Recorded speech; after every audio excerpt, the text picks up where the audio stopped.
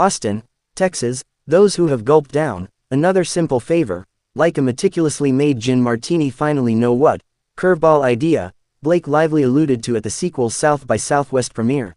The actress told the festival audience that just prior to filming, director Paul Feig approached her with a new concept, Emily being a romantic interest of her obsessive sister Charity, also played by Lively.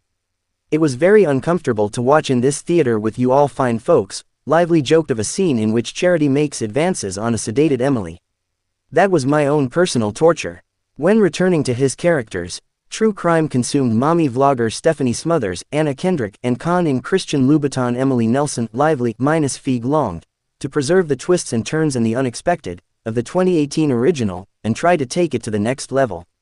As Stephanie investigates the disappearance of the enigmatic Emily in A Simple Favor, she discovers her new bestie, born Hope McClendon, faked her own death. Emily killed her identical triplet sister Faith to use her body in the supposed drowning.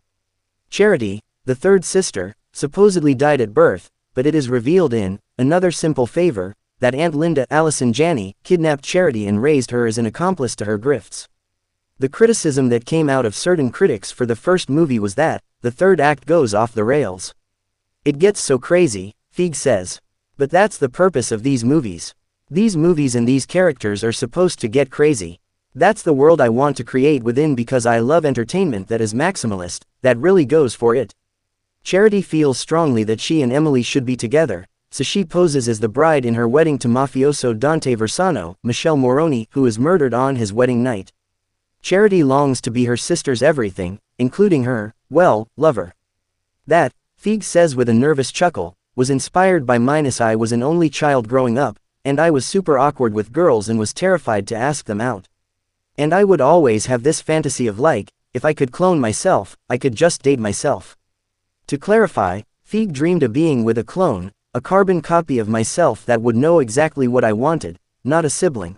For Another Simple Favor, he thought, well, Charity's such a mess, this character who's been raised by herself, and so lonely and put in these weird situations that she would probably be wanting that, too.